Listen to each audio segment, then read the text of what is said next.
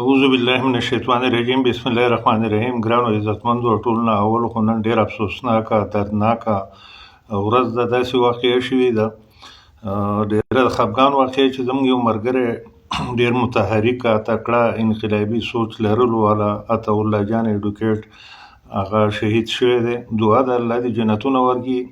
بعضې انسان داسې ملګرو چې هغه د یو فرد مرګ نه وي، د یو باډۍ د انسان د یو وجود مرګ نه وي، بلکې دغه مرګ چې دغه د یوې فلسفې مرګي، د یوې نظریې مرګي، د یوې انقلابي سوچ مرګي، او په هغه کې دننه د سوونو خلکو چې د هغه سره مینه وي د هغې خلکو مرګي، د زرګونو خلکو مرګي.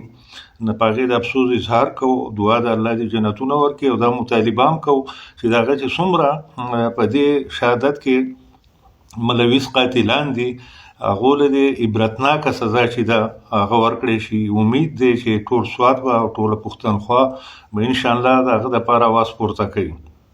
د دې سره زه د بلې یوې خبرې اعلان کوم، او هغه دا چې تنظیم سملار کوزه باندې دا فیصله کړې ده چې د سبا نه به انشاءالله په یوه ورځ کې د تمام بازار د کوزې باندې هغه خلکو چې غیر مقامي دلته روزګارونه کوي د هغو ډیټا به جمع کوي، او هغه خلک به بیا د جمعې په ورځ په 2 بجې ټول غونډۍ را جمع کوي، او د هغو سره به بعضې اګریمنټ او بعضې معاهده چې ده هغه ساین کوي. په دې حواله سره چې هغو ته به دا وینا کیږي چې تاسو دلته ژوند کول غواړئ، دلته کاروبار کول غواړئ، او موږ ستاسو نه په خپله زموږ خلکو اورېدلي دي چې تاسو د بهر نه راغلي غیر مقامي خلک کوزې باندې ته د روزګار په حساب چې دی د ځان دپاره چوټه امریکا وایي، چوټه انګلینډ وایي، چوټه اسټرالیا وایي. نه د دې مطلب دا دی چې دلته ستاسو روزګار لګېدلی، ستاسو د بچو رزق په دې کې پیدا کېږي، زموږ سره ژوند کوئ. که تاسو دلته اوسېدل غواړئ نه بیا به د دې په قواعد و ضوابط او دلته کې د سمو خلکو په شان د درنو خلکو په شانتې ژوند کوئ. په جرایمو کې، په غلاګانو کې، په نشو کې، په دې کې به ملوث نه پاتې کېږئ. بعضې وخت کې داسې حرکتونه دلته شوي دي چې په هغې باندې هغه موږ درګذر کړي وو چې زه خیر د وخت سره بار څه ټیک شي چې دغه غیر مقامي خلک دلته راشي.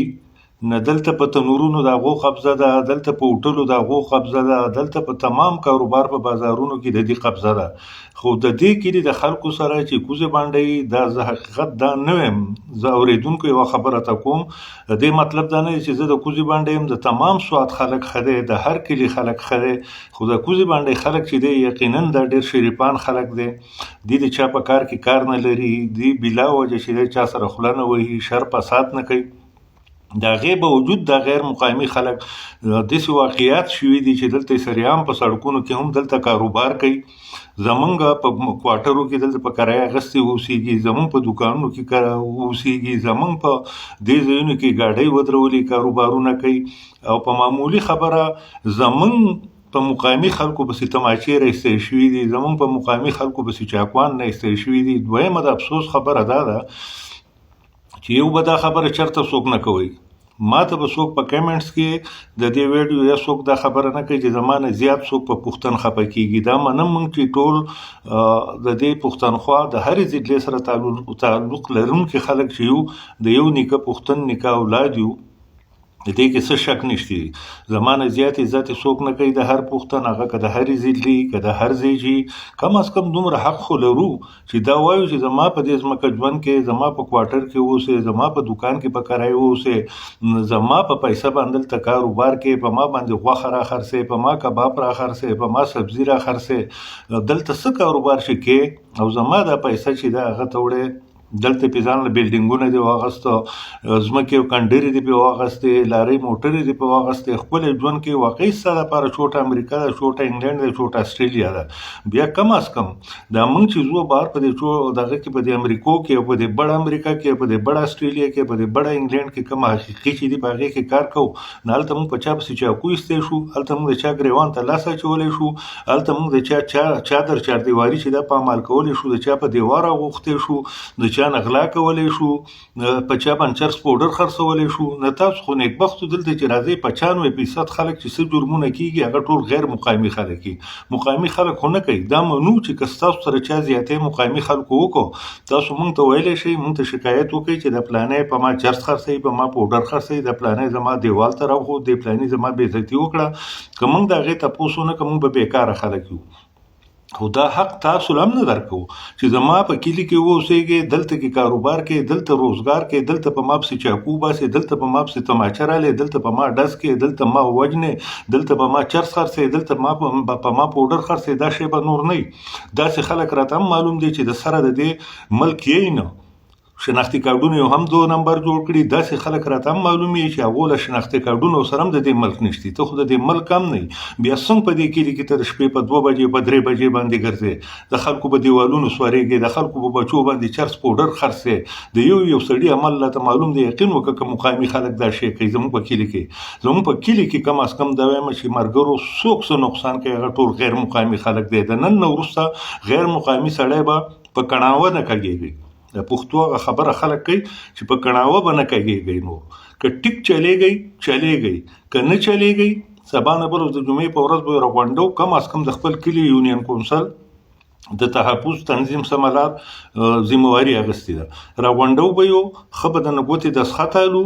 دا حل په پورته کوی د خدای تعالی په قرآن چې په دې کلي کې اوسېږو موږ به یو نه تنګ واده ده، نه چا تر اوسه پورې غیر مقامي سړی تنګ کړی دی، نه به یو د کوزې باندې سړی تنګ کړي.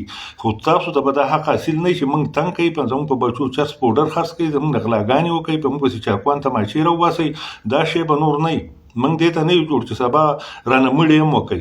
د دې نه مخکې یا به ټیک اوسېږئ دلته کې، که هغې ته جوړې نه کباب په کړهی دې هم چلوه، تنور دې هم چلوه، ګاډۍ دې هم چلوه، چې کوم کار ستا دی هغه کوه.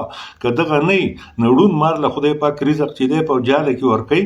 تاسو له به په خپل کلي کې، په خپل ضلع کې، په خپل وطن کې د هر ځای نه چې راغلی تاسو له به هم خدای پاک رزق درکوي.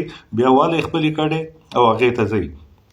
سبا نه بل ورځ به تمام سبا به تنظیم سملار چې دی تاسو ټولو ته سوال جوابونه کوي او د جمعې په ورځ په 2 بجې به تنظیم سملار دفتر ته ځان نه رسوئ.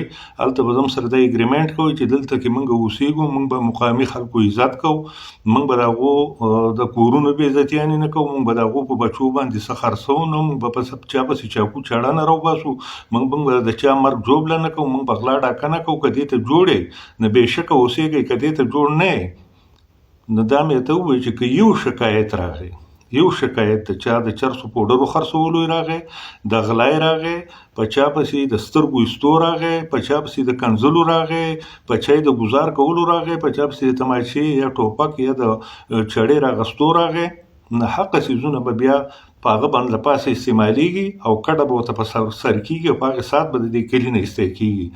دا مې اخري پیغام دی تاسو ته. زموږ بیا درته وایم چې زموږ وروڼه پښتانه خو بیا د حلالیانو په شان په دې یونین کونسل کې به ژوند کوئ، د حلالیانو په شان.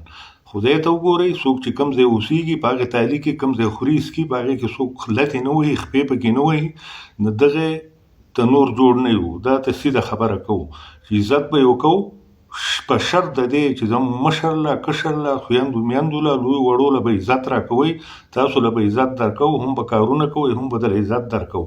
که پرس که زمونږ به عزتیانې کوئ، زمونږ بچي بربادوئ، په موږ چرس پوډر خرڅوئ، زمونږ غلاګانې کوئ، نو بیا ستاسو په کوزه باندې کې نور ځای چې دی نشتی. په څه صورت کې دا مې درته ووایي چې سیده شئ، برابر شئ او د جمعې په ورځ ټول راغونډېږئ، ښه ګوته دستخط به کوئ چې دلته کې اوسېږو، څنګه چې تاسو وایئ هغه شان به اوسېږو او دا عزم کوو، دا واده کوو چې موږ به هم ستاسو تحفظ به هم کوو، ستاسو خیال به هم ساتو، ستاسو عزت به هم کوو، ستاسو سره به څوک ناانصافۍ ته، ستاسو بېعزتۍ ته به هم بل سړی هم نه پرېږدو. خو دغه شرط به پکې چې عزت به راکوئ، عزت به درکوو، د بدو کارونو نه به ډډه کوئ، عزت به درکوو. که چرس پوډر نشې، غلاګانې، ډاکې او مرګونه یې وکوئ، نه خپلې کډې په سر کوئ او بیا د کلي نه وځئ. دا به د جمعې په ورځ فیصله کېږي. د الله په امان.